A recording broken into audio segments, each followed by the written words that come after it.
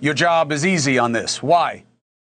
I mean, it's not my job. It's just trying to face reality here. Because you look at these numbers since Trump's taken office, inflation has been going up. Unemployment's been going up. I mean, like the housing stuff, come on. You ask anybody trying to buy a house right now, you ask young people trying to buy a house right now, you're going to go with that argument? Chris Cuomo on his NewsNation program had a debate between MAGA Stooge Harrison Fields and Democrat Saikat Chakrabarti. I hope I pronounced that correctly. It's a little bit of a mouthful. He is running for Nancy Pelosi's seat. The two debated on Chris Cuomo's show about affordability in Donald Trump's America. We're going to take a look at clips from this debate. I want to share some thoughts on it too. Let's get into it together.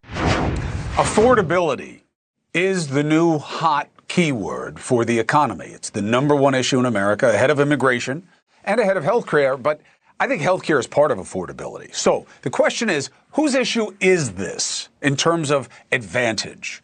Let's discuss with former Trump White House spokesperson Harrison Fields and the man running for Nancy Pelosi's seat in Congress and AOC's former Chief of Staff, Saikat Chakrabarti. Saikat, good luck to you. It's good to have you. I try to have your boss come on all the time, but, you know, people play favorites these days, and this is not the home team on NewsNation, to be sure. All right, so let's talk about this. The president's perspective, Harrison, is, wait a minute, the Democrats created the cost of living problem. That's what I ran on. I'm Mr. Gas and Groceries. I'm going to go out into the country and remind everybody how much better I've done than they.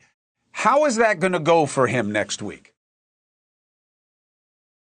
Well, good evening, Chris, and thank you for having me on. It's going to go well. He has a good story to tell. Remember, he just passed historic tax relief for the American people in one big, beautiful bill, which they will feel when the clock strikes midnight in 2026. You also look at the jobs numbers, continuing to beat expectations. And if you look at who's actually getting these jobs, it's native-born Americans. It is not foreign-born foreign-born workers who were really gobbling up the jobs in the last administration. And if you look at home ownership, Secretary Scott Turner mentioned we have 1 million new homeowners and about 500,000 of them are first-time homeowners in this country. Look at mortgage rates. Mortgage rates are collapsing, which is good for new families like mine trying to purchase a home. Look at gas, groceries, and rent. All of them are making strides. Remember, it's only been 11 months. The president has been doing everything possible to make sure this economy is turning around after the 4 years of devastation from the Democrats like AOC and Nancy Pelosi, who really got this economy in the gutter. The president is working hard to fix it. Okay, Saikat, just to be clear, 5 years ago, the mortgage rates were on the average of somewhere in the area of 3%. Now you're lucky if you can get one just a little under 7%. So they're not collapsing. They've come down a little bit, but your argument is taken in context. Saikat, you are smiling all along as if your job is easy on this. Why? I mean, it's not my job. It's just trying to face reality here. Because you look at these numbers since Trump's taken office, inflation has been going up. Unemployment's been going up. I mean, like the housing stuff, come on. You ask anybody trying to buy a house right now, you ask young people trying to buy a house right now, you're going to go with that argument? I mean, look, I want you guys to go with this argument that this is all Joe Biden's fault. Because the American people, they know that Republicans control the House, they control the Senate, they control the presidency. So keep going with trying to blame the past. People actually want stuff to be fixed. That's why Donald Trump got elected. People elected him because they expected him to fix the economy. They expected him to build back a high-wage manufacturing industry. And guess what? Manufacturing jobs have plummeted since Donald Trump's been in office. So you guys are failing. And guess what's going to happen on January 1st? Healthcare premiums are going to skyrocket. You know, Medicaid benefits are going to get cut. And that's not something that's happening to the economy. That is something that Republicans have done to the American people. So keep going with your excuses. I think it's weak. I think the American people are going to see through it. Saikat is exactly right. And Harrison Fields is just the typical MAGA robot who he goes on Abby Phillips' show as well. He was just on there the other day. I did a video about it. And it's like all of these guys are just manufactured in a factory somewhere. They all just spit out the same nonsense points. You know, he talks about home ownership. one thing that they don't mention here, over the last 30 years, the average age of a home buyer has gone from 30 to 50. So this is something, things keep getting harder and harder for younger people, and buying a home is becoming almost an unimaginable dream for young people. And of course, Harrison Fields is not going to address that, but Saikat is exactly correct. I worry about the Democrats because they're so good at screwing up a good thing, but everything points to the midterms being very successful for the Democrats because everybody can see what a disaster Donald Trump's economy is. And that's part of the reason why he's got an approval rating in the 30s. Harrison, do you think that's why the president is bombing the drug boats and doing other things to distract from this issue instead of just banging on who's better on the economy? Not at all. He's the president of the United States. He has to focus on domestic issues, but he also has to focus on international issues as well. Listen, if you look at the border, it's secure. If you look at the economy, the president is trying to turn it around from the last 4 years of devastation under the Democratic Party. If you look at leadership on the world stage, it's back. If you look at the president's ability to secure peace, not just in the Middle East, but around the world, look at Congo and Rwanda, historic peace agreement signed yesterday. Secure peace while he's bombing ships and, by all accounts, trying to ramp up to regime change in Venezuela. He's the peace president, right? That's what they all want to say. How many wars does Trump claim he's stopped now? 9. I mean, what a bunch of nonsense. The president is achieving that. He is walking and chewing gum, unlike the previous president that could barely walk, and all he did was chew gum in his sleep. So we've got a president that's actually doing his job every single day, despite Democrat objections in the House. Every single Democrat voted against historic tax relief for the American people because they said it's so-called tax cuts for the rich. Meanwhile, if you are a waitress, if you're an Uber driver, if you're a senior, no taxes on tips, no taxes on overtime, no taxes on Social Security, all will be coming in 2026. Not to mention Trump accounts, in which if you have a newborn baby in 2026, you now have the ability to have seed money so that when your child is 18, they'll be sitting at around $40,000 in a bank account in which they can go and hopefully buy a new home or pay for a college. So this is what the Republican Party is doing, and I would implore your guest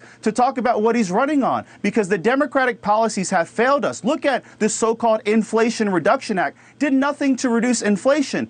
All the Zoran Mandanis of the world want to do is tax and spend their way out of the problems and really tell the American people they're going to give them everything in the kitchen sink, and they failed to deliver. This president is delivering. Remember what he did the first 4 years. He will continue to do that in these 4 years. Give him some time. The president is on a mission to help the American people. I'm giving Saikat the last word. Harrison, I appreciate you. Just, two quick things. I like the savings accounts. I think they should be opened up to workers who don't qualify for employer-defined benefits, 401k, and not just kids. I think that's something that should be on the table. We'll see which side tries to own that. And the tax cuts, once you get above the top, they're not permanent, they're temporary, and they're nowhere near as beneficial as what the top gets, which is why the tax cuts aren't as easy a win, I think, as the right thought they would be. But I take your arguments, and you're always welcome here to make them. Saikat, to answer Harrison's question, what are you for in terms of what you think the Democrats can offer that's better than the Trump administration? Look, something I do agree with you on, Harrison, is that this affordability problem, it's something that's getting supercharged by Trump, but it predates Trump. It's been predating Trump for decades. I actually think it's the driving reason we had someone like Barack Obama get elected, because he was running on bold sweeping change. And I think it's why Donald Trump got elected in 2016 and 2024. And the thing is, you're not going to be able to tackle affordability with whack-a-mole policy. Like a 50-year mortgage rate, that's not going to do it on its own. Just doing a tariff here or there, that's not going to do it. You need an actual plan. You have to build systems that replace a lot of the broken systems we have right now. So when it comes to healthcare, yeah, I'm for single-payer healthcare. I think we need a new healthcare system because the ACA is simply not working, right? When it comes to housing, you got to actually fund and build millions of units of housing in this country to get supply up. When it comes to energy, we have to produce so much energy. You need a real plan to do that. It's not going to happen by just giving tax cuts to the rich and hoping they sprinkle that back into the economy. That is not working. So, I've worked on plans to actually create energy abundance. Trump ran on energy abundance, but then he's canceling solar projects and wind projects all over the country. I think that's just not serious. You actually have to do this stuff in a coherent way. And it's not going to cut it to just do a thing here, a thing there, because this is a deep, deep problem. It's at the root of our problems in our economy. And until we fix it, the pendulum's going to keep swinging back and forth. It's an important seat you're running for. I know that whoever you're running against is going to wind up yelling at me and want time on the show, and I'll give it to him because I'm going to cover the race all along, Saikat, and you're welcome here to make the case. And Harrison, you're always welcome to make the case here as well. Whichever side can figure out how to get us to go back to where we were, not in a MAGA, Make America Great Again way, but when we worked off Keynesian economics, and people can Google this and figure it out, and not Milton Friedman economics, where you didn't have to give the most money you could just to shareholders. This country did way better for more people than it is right now. Who can get us back to that and how? We'll see. Saikat, good luck to you. Harrison, good luck to you. I'll see you both again soon. 4 minutes and... I wish that Chris Cuomo would have more of a broad conversation about Keynesian economics versus Friedman economics, because he's absolutely right. Things were a lot better when we had Keynesian economic policies in play during FDR's time, but we're a long way away from that. And I guarantee you, if he knows what it is, Harrison Fields is opposed to Keynesian economics and loves Friedman-style economics. But that's somewhat of a separate conversation. I hope that's something that Chris Cuomo will have on this show. That would be really interesting. But in terms of Saikat here talking about the ACA, he's exactly right. I mean, the ACA was really the compromise by Obama. There should have been at least a single-payer option in there so that people could buy into Medicare. That's what I would do if I could. We have an ACA that, at least I know in my state, even with the subsidies, the plans are terrible. So Saikat is right. The ACA is not the answer, and it's, I think it's somewhat of a mistake by the Democrats fighting for it. I mean, they need to have those subsidies in place short term so that people's premiums don't skyrocket, because we're going to have people that are just going to choose not to have insurance or have to make the choice not to have insurance because they can't afford to pay the premiums. But that is a short term fix. And as Saikat is saying here to Chris Cuomo, what we need is single payer. But of course, we're never going to see that from Republicans, and Harrison Fields and all the MAGA types are never going to offer an actual alternative plan. If they came up with an alternative plan that is something that could be workable, I think most people don't care whether it's a single payer plan or if it's some kind of a for-profit plan, if people are just covered and not going bankrupt and, not constantly told, oh, you didn't qualify for X, Y, or Z. But the Republicans, they've had years and years since the ACA started to offer an alternative, and they've never done it because they don't care. They don't care if people die. They don't care if people can afford insurance. It doesn't matter to them. And the rich people who fund them don't want to pay a penny more in taxes to cover any kind of subsidies or to pay for a single payer system. But let me know what you think about all this. Are you on the side of Harrison Fields here? Are you on the side of Saikat? I don't want to try to pronounce his last name again. Let me know what you think about all of that with this debate. Let me know in the comments what you think. Make sure to give me a like and subscribe. I'm Chris on Culture. I'm trying to close in on 100,000 subscribers. So thank you to everyone that has subscribed so far and watches my videos regularly. I'll see you in the next video.